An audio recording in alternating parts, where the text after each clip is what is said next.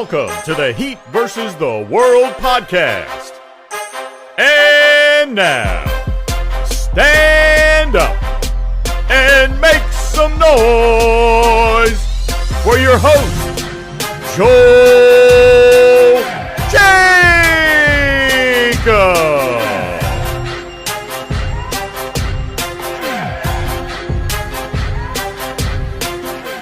Hey, what's going on, Heat Nation? Welcome back to another episode of the Heat versus the World podcast. As always, I'm your host, Joel Jacob. I'm joined by Kay, and we should be joined by Kevin very soon. And we're feeling good. I mean, there's something that we will address very soon, but overall, the Heat are up 2-1 against the Bucks, so we're feeling good about that. But before we really get into last night's game. Before we hopped on the pod, just minutes before, we heard the news about Victor Oladipo. In case y'all didn't hear, last night, late in the fourth quarter, Victor suffered a scary injury. It seemed like his leg just gave out on that play, and he went in for an MRI, and it turned out that it was a torn patellar tendon. And I'm not gonna lie with y'all, like, I feel really heartbroken because we know his story. Everyone has, and you hear about what he had to go through when he came to Indiana, and then you see what he had to deal with in Miami when he suffered that injury there. When I think he tore the quad, I believe it was. Not sure the exact injury, but it was like 4 games into his Miami Heat career. It's so heartbreaking because you want to see him get the proper story that the great story that he deserves, and the fact that he has to deal with another setback, it's so heartbreaking. And I personally just hope that he could just get what's the word I'm looking for, that the story that he deserves, the ending he deserves, and everything. So with that all being said, like, I just want to know, Kay, how do you feel about hearing this news? Oh, heartbroken, man. In the moment, it was heartbreaking seeing Depot go down, especially in light of what was otherwise such a glorious night for, you know what I mean, Heat culture, Heat Nation. To see Depot go down the way he did and to immediately see his reactions, whether that's the way he was looking at his teammates, his responses to his teammates' questions, or just simply the way he was feeling around his knee. And then to even see that, he needed help going off and just all of the mannerisms around it. It was absolutely heartbreaking, man. And you knew that Depot has been through so much that he knows himself. So you knew that it was something. But, to actually get the news, I won't say it's unexpected because it was expected based on his reaction. I'm going to be honest. I'm going to say the same thing I continue to say. He's still signed for another year as far as the option goes. I'm sure he'll pick that up. I just want to see him get back healthy and try it all over again. My thing is this. He's an athlete and he's been through this before, so he knows the physical. I just hope that he continues to keep his mental together because going through all of this, especially when you've been an elite athlete, it's mentally taxing. I mean, it's just like anybody else day-to-day life, their job, whatever. We look at them as professional athletes. Yes, that injury part, the high level of stress and performance out of your body, that's one particular facet that we don't experience as quote unquote regular people when compared to like professional athletes. But just that day-to-day stress and like having to overcome extreme obstacles to be able to live your best life, be your best self, and do your job to the top of your ability. We all encounter that. So it's just I hope he got his mental together because I want to see him, fight through and try to rehab. And I don't know who he'll be on the other side of this.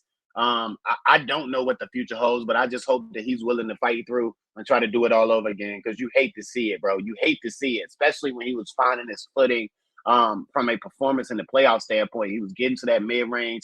He was playing defense. I just noted the way he was flipping them hips, and you could see he was energetic about his time on the floor. He was making an impact. Like I said, late in that game, and not to go too far because we're talking about the injury, but just to point to how Depot has started to further acclimate himself into this playoff rotation. Like later in the game when Jimmy went out with the bruised butt, Kyle Lowry and Victor Oladipo were getting into the middle of that defense and they were making stuff happen in that middle area. And Depot's kind of been doing that since the beginning of this series. And you notice Kyle Lowry started to do more of that, even though when Depot gets there, he's going to try to score it, where Kyle Lowry may try to do something for somebody else. But, just an example of how he started to acclimate himself. So it's just super tough to see. And overall, again, I just hope that he, is continuing to be willing to thug it out and to fight it out and to rehab it out and to try to come back again, man. It's tough to see. Right. And, you made a great point about, how he should feel mentally, because I'll never forget, like, literally, I think before the season started, he was on JJ Redick's podcast, and, we heard about, and not only that, but I remember in that press conference from last season in the playoffs, I think it was after game 5 or 4. He mentions how he was in a dark room after getting suffering that injury with the Heat, and he was in a dark place mentally, and he mentioned on the JJ Redick pod that it got to a point where he seriously considered retirement, and it's such a heartbreaking thing to hear, because I just don't know. Like, I just hope the best for him, because to see him go through all of that, it's just so not fair to him. And you just want to see him succeed. And it's just, I don't even know what to say, because I think when everyone saw him go down, I feel like it just had to break your heart, because like I said, we were all there for Depot Day last year, and we were all happy to see him back and to see him finally show the world what he was capable of doing. And even then, he still had his setbacks, constantly getting put out the rotation and everything, but he still found his way to claw back in it. The fact that all of that happened, and yet here we are, just when he's shining yet again, and now he has to deal with this. It's just so tough. And like I said earlier in the pod, I just hope he can get the happy story that he deserves. And Kevin, I know you've been a big Depot guy for a long time. Like, I just want to know what's going through your mind, man. Man, I'm hurt for Depot, the human being, more than just a basketball player, bro. Because I know obviously we know these dudes because of basketball, but just looking online and different things like that, just seeing the type of person Depot is. There was a singer, like he just seemed chill as hell, cool human being. You never hear anything bad about him, going back to his days in Indiana, and of course, he's originally from the DMV, but it sucks, man. Again, he's fought through, like y'all been saying, he's fought through so many different types of injuries just to get back to that point, and that's why kind of what Kay said. I'm just wishing the best for his mental. Like, that's all it comes down to. Because when it comes down to these injuries, that's the biggest thing is the mental hurdles and challenges of getting back. And mentally, that can just be frustrating and keep going through the same thing and the same thing after you've been fighting back constantly. But bigger than basketball, I'm just wishing the best for Victor Oladipo, the human being. And yeah, it was tough to watch, bro. When it happened, I ain't gonna lie, I just turned the game off. Like, I didn't even watch the rest of the game. I seen UD came in and everything, but I didn't even see that part because I was just so, like, I was heartbroken for bro. So tough loss again. Wishing him nothing but the best, speedy recovery, and man, it was just tough to watch. I ain't gonna lie. And I want to clear something up. That's why I'm hoping that he, bounces back with the Heat and picks up his option in that, because it's, again, yeah, the basketball is important to me. I want to see the man play basketball for my team because I still think he could do something, even if it's just defensively. But the process of actually getting back will tell you that he was able to keep his mental together. And that's what I meant by that. To echo and, piggyback on Kev's thoughts. Right. And let's see, is there anything else that any of you guys want to add on before we move on? Because I know it's a tough way to really start the pod, but like, obviously we had to address it, especially with this Absolutely. update coming minutes before we recorded. Like, anything else y'all want to throw in, or are we ready to move on? No, I felt like, we wanted to get it off while I was fresh emotionally, because Kev came in and tried to win a Oscar with his little spew. I just people the human being. Like, I was like, damn, I was like, Kev, come on now. It's too early for that. Don't be making me cry over here. Nah, for real, because we already said it, but man, like Victor Oladipo, if for some reason you choose to listen to this, man, we're praying for you. We believe in you, man, and we know that your happy story is gonna come real soon. So take care, and hope that the recovery goes well. And yeah, so shout outs to Victor Oladipo, man. It's tough to see it, but I believe in that, man. If there's anyone that could go through this upcoming situation, it's him, because he's shown throughout all of it that he's tougher than probably a lot of basketball players in this world. The way how he's been able to hold himself together and everything. So with that being said, man, I obviously, we could talk about this all day, and we just want to come here and just, have a great time and stuff. So, Victor Oladipo aside, man, let's just talk about this game, because the Heat played the Bucks last night and we got the win. And I'm just gonna say this, man. Hold on, No man. You matter need to be what, a little more excited now. We I got the mean, win. No, get excited, Joe. What the hell? like, I'm sorry, y'all. I'm sorry, man. Like, this is why it was like, what should we do Energy to change. Victor? Energy change. All right. Let's see. Let me just think about the game real quick. 3, 2, 1. All right, let's go. So the Heat won yesterday, and it was a great win. All I gotta All say right is the now. fact that all I gotta say is that people was coming into this series saying that the Heat was gonna get swept or gonna get beaten in 5, and neither of that is happening. And we're only 3 games into the series. I'm not saying the series is over, obviously, because we still got a long way to go. But man, to go out there and get that win was such a great thing. We beat them by 22 points, and it was just such a fun game to watch, and Jimmy Butler was doing Jimmy Butler things. The man finished the game with 30 points in 28 minutes. We had a little scare with him. As you mentioned earlier, Kay, he ended up getting a bruised butt, but where it seems like he'll be good for game 4, especially because of the fact that he would have returned to the game. He announced in the middle of the game that he is expected to return, but he was expected to return in the game, but since the game was such a blowout, the Heat chose not to play him for the rest of it. And he then immediately got to work. I think he posted on his Instagram that he was already starting the rehabilitation process for that. So I believe he should be good to go for game 4. But we'll get into all that other game 4 stuff, game 4 talk later. But until then, man, like, it was just such a fun game overall. Just seeing the Heat hit their threes and everything. And I just got to mention it. The Miami Heat are number 1 in 3-point shooting right now in this playoff run. I know we only 3 games in, but I have to say it. We are number 1 in 3-point shooting. And that feels amazing. Because you know what? I used to come, my bad. I used to come on this pod 24/7, and I used to be like, yo, imagine if the Miami Heat was to pull a complete reverse and they shoot bad from the 3-point line in the regular season, but they completely change it up in the playoffs. And here we are right now. I mean, obviously we got a long way to go, but I was feeling really good seeing what we saw last night, and to know that this is apparently the truth. Like, we are apparently the best 3-point shooting team right now, and it cannot have happened at a better time. So with that all being said, and looking at this past game, like, how are y'all feeling right now? We'll start off with you, Kev. Man, I'm feeling real good. I mean, obviously, the Depot stuff aside, like, man, Duncan, it was his birthday. He came off the bench and had 5 threes in this game. I feel like a lot of Heat fans have been begging for his services because he's on that contract. Of course, we all know, but he is capable. Even though defensively, Spo got to change some things up just to get him situated.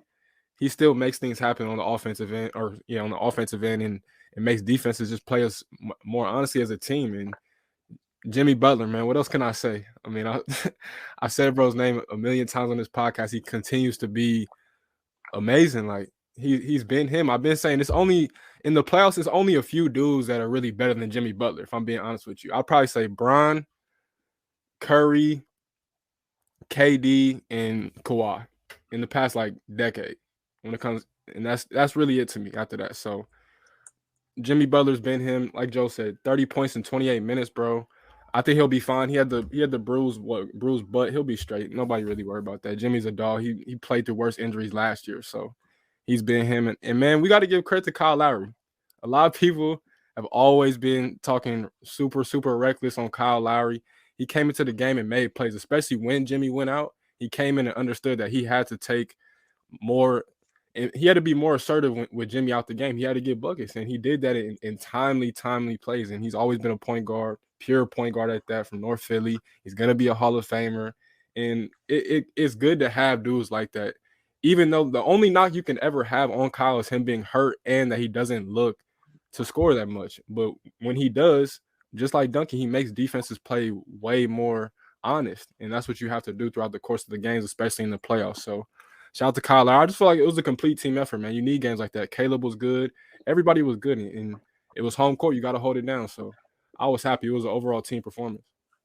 Right. And like we've been saying, Kevin, that man name is Jimmy Jansport Butler. Like, back to school will be pulling up in August. Like, I need Jansport to hit Jimmy Butler with that sponsorship ASAP, because that man deserves it. But let's see. Like, Kay, how about you though? Like, what's on your mind? Man, listen. Early, I wanted to correct you, but I wanted you to get your stuff off. Forget it. And then I know Kev had to get his stuff off. Basically, the Miami Heat decided that Jimmy Butler didn't need to come back in the game because Duncan Robinson decided to become that you know what. Basically, Duncan Robinson said, "Put your best defender on me. I'm gonna take him to the cup off the dribble. I'm gonna run off these picks. I'm gonna nail it when you put your second best defender on me. And then when Jimmy is on the court, I'm gonna create more space than he's seen in 97 games just by being on the court. Now, when I'm coming down the court in transition, nailing from 40, I'm really feeling good at that point.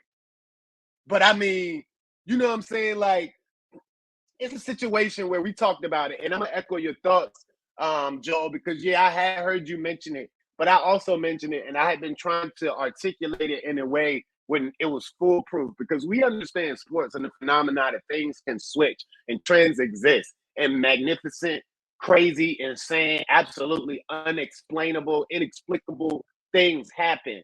But that switch that you were talking about with the shooting is something that I paralleled to the Miami Heat of past years, how they've been the best three-point shooting team in the league, or one of the top three-point shooting teams in the league for 82 games throughout the regular season. And it's almost as if soon as the lights flip on the playoffs, they become a bottom third three-point shooting team. I also articulated in there, man, how this season, with the way that their shooting had trended back up in the last 15 to 20 games of the season, especially after we saw them play at such a subpar level from the outside on offense for much of the season, but that below the floor stretch right out of All-Star break that we saw, I said to myself, and I said it on the pod, and I'm, hoping you guys can remember to corroborate my story, is that I would not be surprised if that trending back upward wasn't just an anomaly in itself, such as the Bucks game 2 shooting. I like game 3, but it was actually evidence of what was to come in the playoffs. And again, we're 3 games in, but even in the loss where the Bucks shot 25 of 49, absolutely insane. The Miami Heat shot over 40% from 3, over 50% from the field, 122 points. So they were not bad on offense. The Bucks were nuclear. Nobody would have beat them on that night where they tied the NBA playoff record for three-pointers made, might I add. So, I mean, it's a situation where this Miami Heat team, even, with all that they've endured, if they can continue to get this shooting, you got to shout out Kevin Love. You got to shout out Kyle Lowry making some big shots, momentum swinging shots. Shout out Caleb Martin making momentum swinging shots, momentum swinging plays. I remember the threes that all of them hit in periods where the Miami Heat could have gave back momentum. I also remember Caleb Martin crashing the glass hard when everybody decided to give up on it but him for another momentum play to always keep us up 13, 15, take it back out to 18 when the Bucks looked like they were going to make a run, on the back of some Chris Middleton and Drew Holiday heroics. But I go back to this. Duncan Robinson said, "Put your best defenders on me, and I'm going to get that fool work."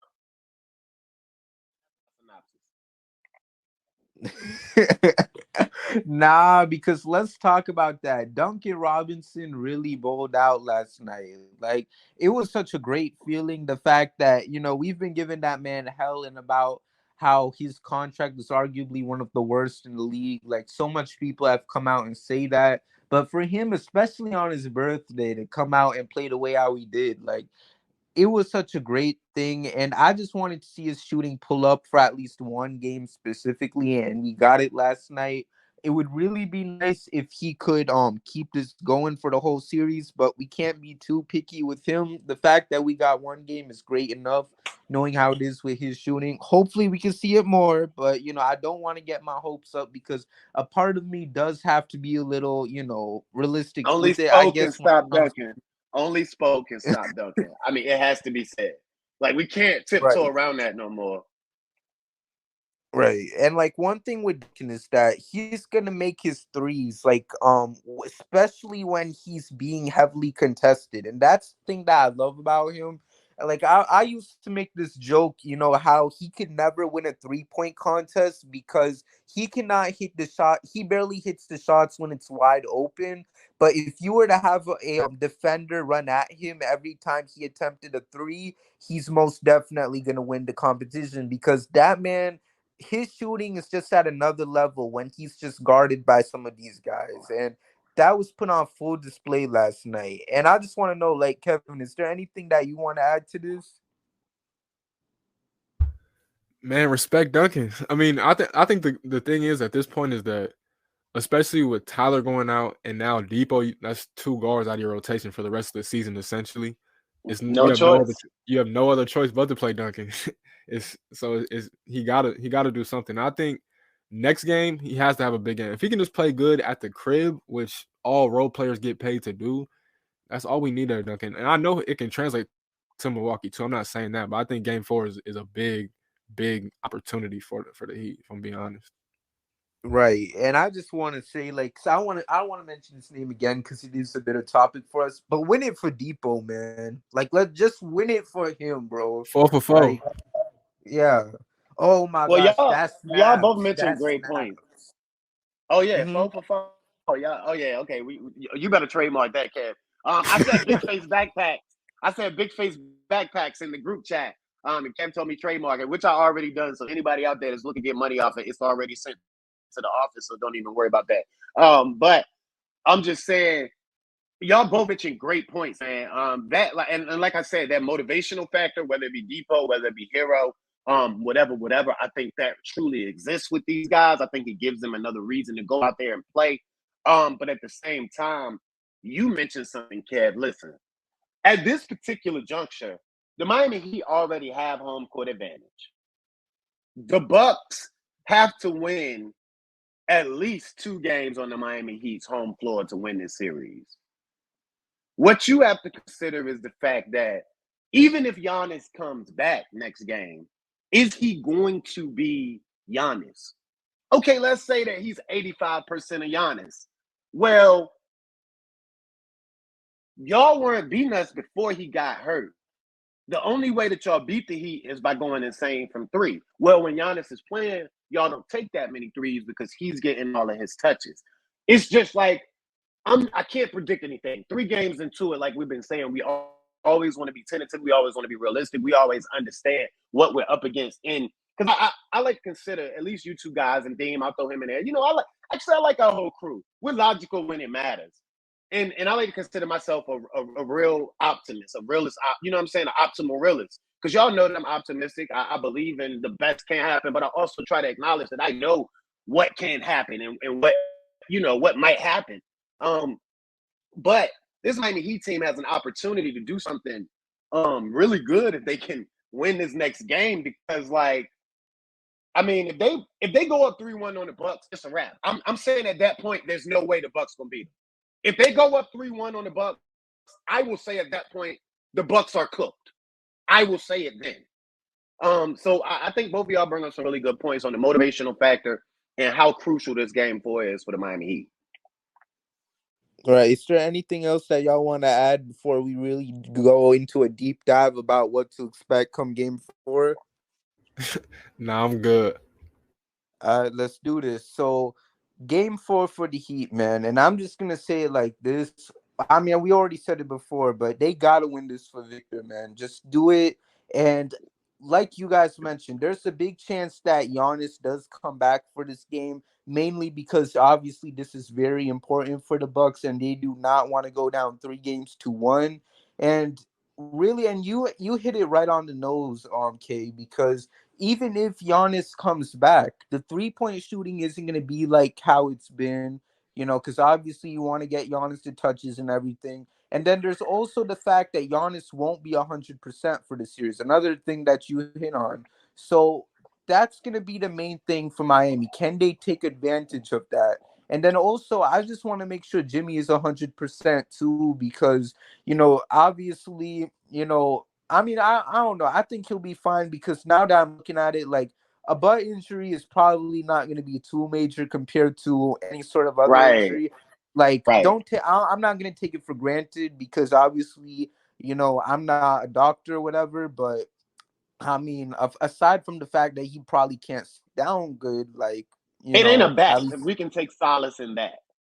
Right. So, as long as it's not a back or like something up with his leg, then we're good. Because I don't know if y'all saw game 3, but like there was a part where it seemed like he was hobbling a bit, and I was scared thinking that he injured like an ankle or something like that. But he was good, and it was just mainly the glute. So I'm chilling knowing that. But all of Right. that We can't aside, get too like graphic, but let me ask you this, Joe. Have you ever strained like a glute or something? no. Okay, all right, yeah. I mean, I'm just being, it sound weird, but it's possible. Like, I was a D lineman, so like, you know what I'm saying. Sometimes you want to, get off or whatever. So I was trying to get off on a big tackle, actually an all state tackle, as a freshman, and I strained my glute, and like every step you take, like your whole, like whatever side it is, whatever side is on, it hurts. Like you almost, like say, you know how Jimmy crumbled, and like how every time he got up, he looked like he was fine, and then he took a step, and it was like it came right back. So your whole side, it bothers you. But if you can get it massaged and treated or whatever, numb it down, you can of course promote faster healing and at the same time get comfortable enough to play. And especially when we're talking about a guy like Jimmy. So I think he'll be fine because it's not a bat. Right. And what the thing that I liked, and I mentioned it earlier, was the fact that we didn't have to play him for the whole fourth quarter. Like the fact that he got, even though he could have returned, the fact that he got to sit on the bench and just relax for the remainder of the game was great. And that just makes me feel more comfortable. That and the fact that he immediately posted on his Instagram that he went straight into rehab and healing up from the injury. That was just comforting to see. But all of that aside, like what's gonna be like y'all's main expectations for this game, and what do y'all think is gonna most likely happen? Let's see. We'll start off with you, Kay. Look, man, I'm most interested to see if Giannis come back. I think that the Miami Heat will continue to shoot the ball well. I don't know how well they'll shoot it, but I think they'll continue to shoot the ball well. And I want to know. I did say this coming into the series on the last pod. I told you the Miami Heat can shoot the ball from 30 from range 37% or better, then they're gonna have a shot to win games. And that's exactly what's happening. So I just think that the Miami Heat will continue to shoot the ball well. If they can play with it's all about shooting and effort, honestly, because what they're doing is they're just putting the extra effort in to make the Bucks make mistakes. Like you notice they were pressing. Caleb would pick Drew Holiday up full court, things like that. They're where they're supposed to be. They're making movements when they're supposed to make them, and it's just putting the Bucks in compromising positions. You even look at small plays like Cody Zeller being able to get a hand up in the passing lanes to deflect the ball that turns into a turnover. So the Miami continue to hit shots and they continue to play with the same purpose and effort on defense. I think that they're going to have a shot to win any game. But I can't go any deeper than that surface level explanation because we don't know if Giannis is going to play. Right. How about you, Kev? Man, I mean, what this team has shown us this season is that they're more than likely going to lose this game. But I'm gonna be like what Kay said. I'm gonna be the optimist, which I usually am. But the optimal realist is that we're at home. Again, as I mentioned, we've lost Tyler and Depot. That should be extra motivation, as y'all mentioned too. And again, the main thing, we're at the crib. So let's just handle business. You know what I'm saying? If we're a good team, if we're as good as we think we are, it's as simple as handling business. With or without Giannis, we can get them. We can get a game. Like I'm not at this point. I'm not even worried about that. I know I doubted this that one time to get in the play-in to get to this point versus Chicago, but man, I think that this is a great chance for the Heat to get this win and hold it down. They just need guys to knock down shots. They need Jimmy to be Jimmy, come out the gate aggressively and make plays for himself and others. And guys just got to hit shots. It's really as simple as that. So I expect them to do that. And as Kay mentioned, we go up 3-1, it's a wrap. It's a wrap. They'll probably go back, beat us at Milwaukee, but I like us game 6 in Miami for sure. Right. So, Case, yeah. anything you want to add? I mean, yeah, like Kev said, I do agree with him. We could definitely beat them regardless if Giannis is on the court. I was more so leaning towards how I think it's going to go. But yeah, either way, if you hit shots and play with that same effort, whether Giannis is on the court or not, they can get smoked. For sure. And you know what? I'll say this. My expectations is that, and you said it yourself, Kevin, like, I expect the Heat to just go out there and just try to get the win. Like, obviously, this team has had the ups and downs, and my only expectation is that unless Milwaukee has like another fluke 3-point shooting performance, like there's no reason why the Heat should lose this game, because I don't care how Giannis is gonna play or not, because at the end of the day he's not 100%. And the most important thing is that if he's not going to play, if that ends up being the scenario too, then Miami should be able to take advantage of it. Obviously, as long as the 3-point shooting is still at its best, as long as we're still playing like we're the best 3-point shooting team in the NBA right now, I see this team being able to win this game. And the crazy thing about it is that, and I don't want to go too deep into it because we still have 2 more games to win. But imagine if Miami goes 3-1, and then imagine they would eventually close the series out. You look at the potential one of the following 2 teams we'd play against in the second round, and I don't know, like the journey that we have to go through, the journey we have to go through from here looks a lot easier than it did before because we took out the one major giant. So I'm not gonna get too deep into it because obviously game 4 has not happened yet. We don't even have that 3-1 lead yet. So, let's pause right there. But aside from that, I mean, that's pretty much it for me. Like, is there anything else y'all want to add before we close this out? Prayers for Depot, of course. Heat and 6. Let's see. How about you, Kay? Yeah, I'm a Kev, man. Prayers for Depot. Speedy recoveries. Want to see you back on the floor. Want to make sure your mental and your headspace is right. Heat and 6, obviously. But I also, to your point of them shooting nuts, Joel. I mean, look, they've only done that. They've only shot above 50% 3 times, and they've taken at least 43s in games across the regular season. I want to say like 40 times, and they only managed to shoot that well 3 or 4 times. And it definitely hasn't happened consistently or even within 6 or 7 games of each other. Research and points that I laid out in one of my latest pieces of content for Heat versus the World.WordPress, which you can check out. But so I wouldn't worry about them having that type of shooting explosion again. And that can be noted by the fact that they were hitting pretty early on consistently in game 3 on Saturday night, but that calmed down for them. So I don't know. Like I said, the Miami Heat played the same intensity, the same purpose on defense and offense purposely, of course. And then, make their 3-pointers. They're going to do exactly what we're saying they're going to do. Heat and 6. Couldn't agree more, man. But aside from that, I feel like we talked about everything that we needed to talk about. So thank y'all so much for tuning into today's episode of the Heat vs. World podcast. Make sure to follow K on Twitter at K_said_K.